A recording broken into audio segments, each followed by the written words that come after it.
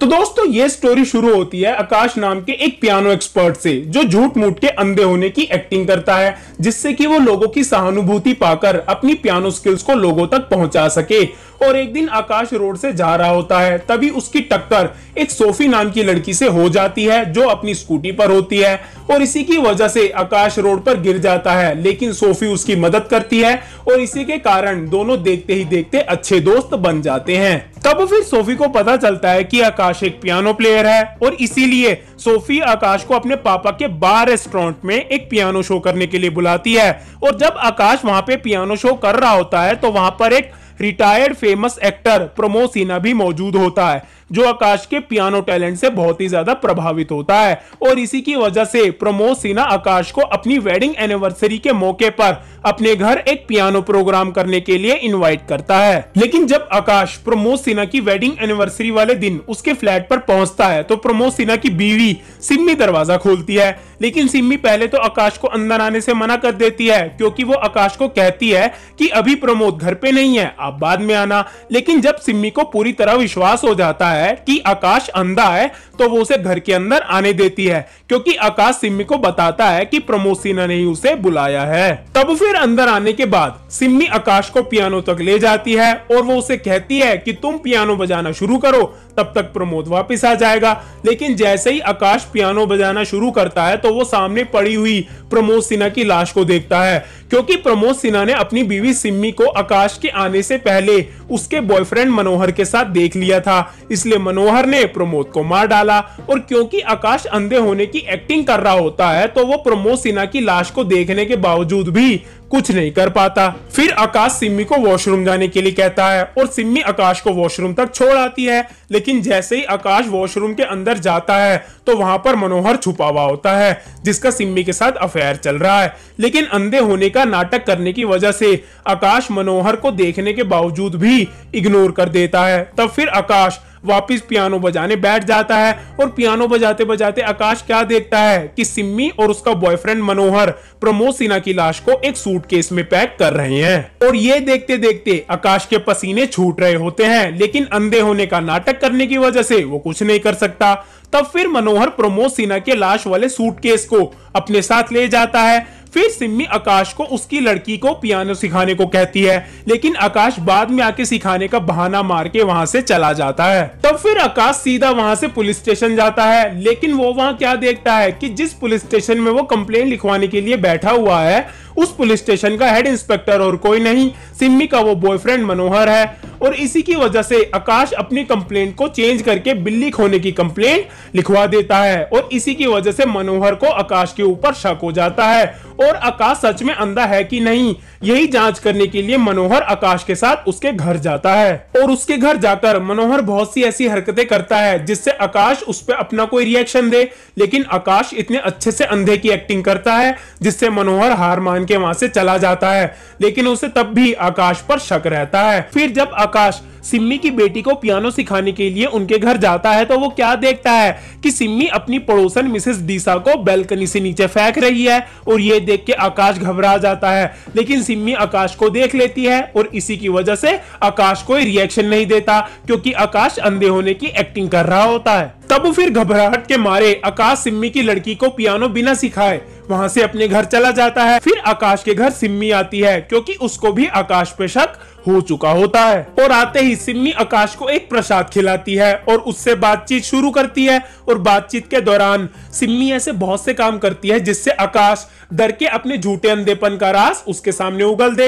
लेकिन आकाश सिम्मी को कुछ भी पता नहीं लगने देता। लेकिन जैसे ही सिम्मी बंदूक निकालती है तो आकाश डर के सब कुछ उगल देता है कि उसने लोगों की सहानुभूति को पाने के लिए अंधेपन का नाटक किया है। और आकाश सिम्मी को यह भी बताता है कि वो प्रमोद सिन्हा के मर्डर के बारे में किसी को भी नहीं बताएगा और सब कुछ छोड़ छाड़ के लंदन भाग जाएगा। तब फिर आकाश को एकदम से चक्कर आता है और वो बेहोश हो जाता है। फिर आकाश के घर सोफी आती है, लेकिन आकाश के घर के अंदर जाने से पहले सोफी को वो छोटा लड़का मिलता है जिसने आकाश के झूठे अंधे होने की वीडियो बनाई थी। और सोफी से मिलके वो लड़का सोफी को वो वीडियो दिखा देता है। फिर वो वीडियो देखने के बाद सोफी गुस्से में आकाश के घर पहुंचती है, लेकिन जैसे ही वो दरवाजा खटखटाती है तो दरवाजा सिम्मी खोलती है और सिम्मी को देख के सोफी हैरान की हैरान ही रह जाती है, क्योंकि सिम्मी और आकाश दोनों ही ऐसी हालत में होते हैं जिसके बारे में सोफी कभी सोच भी नहीं सकती थी। और क्योंकि आकाश बेहोश होता है इसलिए वो सोफी को कुछ समझा भी नहीं पाता और इसलिए सोफी गुस्से में वहां से चली जाती है।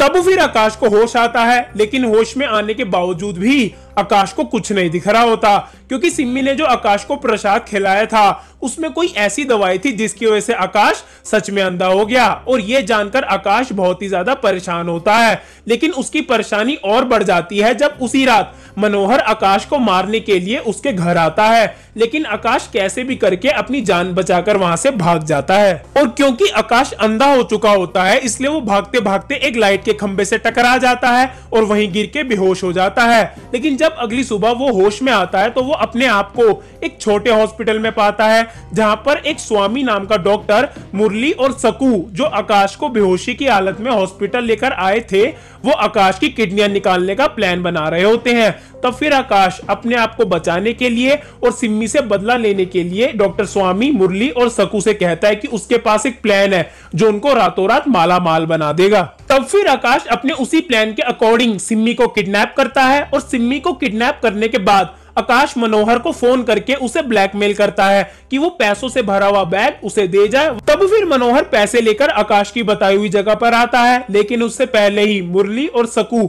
आकाश को धोखा दे देते हैं, क्योंकि वो आकाश को सिम्मी के साथ बांधकर अकेले पैसे लेने चले जाते हैं। और जैसे ही मुरली पैसों का बैग उठाकर जा रहा होता है तभी मनोहर पीछे से मुरली पर गोली चला देता है और गोली उसके कंधे के थोड़े नीचे लगती है, जिसकी वजह से मुरली वहीं गिर जाता है। फिर मनोहर सिम्मी को बचाने के लिए लिफ्ट से ऊपर जाने की कोशिश करता है, लेकिन उसी वक्त सकू लिफ्ट की पावर ऑफ कर देती है, जिसकी वजह से मनोहर लिफ्ट में ही फंसा रह जाता है। तब फिर सकू तुरंत पैसों के बैग के साथ मुरली को हॉस्पिटल लेके भागती है और वहीं दूसरी तरफ आकाश सिम्मी की मदद से अपने हाथ पर बंदी रस्सी खुलवा लेता है और आकाश सिम्मी की आंखों की पट्टी भी खोल देता है, जिसका फायदा उठाकर सिम्मी आकाश पर हमला कर देती है। और क्योंकि आकाश अंधा होता है तो वो कुछ कर भी नहीं पाता, लेकिन उसी वक्त वहां पर डॉक्टर स्वामी आते हैं, जिसको देखकर सिम्मी डॉक्टर स्वामी पर भी हमला कर देती है, लेकिन आकाश पीछे से आके सिम्मी को पकड़ लेता है और डॉक्टर स्वामी सिम्मी को बेहोशी का इंजेक्शन लगा देता है। और वहीं दूसरी तरफ डॉक्टर स्वामी और आकाश सिम्मी को गाड़ी की डिक्की में डालकर लेके जा रहे होते हैं। तब फिर डॉक्टर स्वामी आकाश को बताता है कि हम सिम्मी के लीवर को एक शेख को बेच देंगे जो हमें इसके बदले 6 करोड़ रुपए देगा, जिसमें से 1 करोड़ वो आकाश को दे देगा, जिससे कि वो सिम्मी की आंखें ऑपरेशन करके आकाश को लगा देंगे। फिर स्टोरी यहीं से एकदम 2 साल आगे यूरोप के एक शहर में जाती है, जहां पर सोफी को दिखाया जाता है जो अपने घर जा रही होती है। तब फिर उसे एक कॉन्सर्ट हॉल के बाहर आकाश के पियानो कॉन्सर्ट का बैनर दिखता है और जब सोफी उस कॉन्सर्ट हॉल के अंदर जाती है तो वहां आकाश अपना पियानो कॉन्सर्ट कर रहा होता है। और कॉन्सर्ट खत्म होने के बाद आकाश और सोफी दोनों कैफे जाते हैं, जहां पर आकाश सोफी को सब कुछ बता देता है और वो सोफी को यह भी बताता है कि जब डॉक्टर स्वामी उसको ये बता रहे थे कि वो सिम्मी की आंखें उसे लगाकर उसके लीवर को बेच देंगे, तो उसका यानी आकाश का मन ऐसा करने से मना कर रहा था। और वो डॉक्टर स्वामी को कहता भी है कि हमें सिम्मी के साथ ऐसा नहीं करना चाहिए, लेकिन डॉक्टर स्वामी आकाश को इतनी दया दिखाने से मना कर देते हैं। तब फिर एकदम से सिम्मी को गाड़ी की डिक्की में होश आता है और वो शोर मचाना शुरू कर देती है।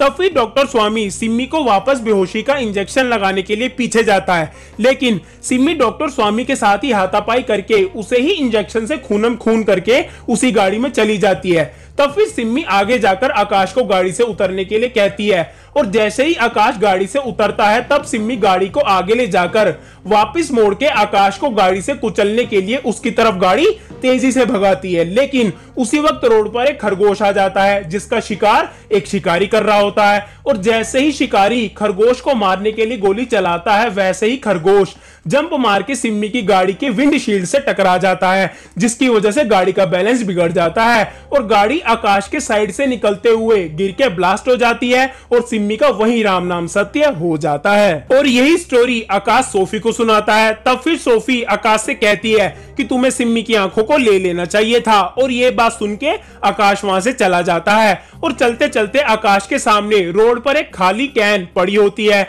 जिसे आकाश अपनी लाठी से हिट करके साइड कर देता है और यह स्टोरी का दी एंड हो जाता है। और इसी एंडिंग के साथ अगर आपको मेरा ये अंधाधुन का मूवी स्टोरी एक्सप्लेनेशन वीडियो पसंद आया हो तो वीडियो को लाइक करें, चैनल को सब्सक्राइब करें और जो बेल आइकन है उसको ऑल पे रखें। मैं मिलूंगा आपसे अगली वीडियो में।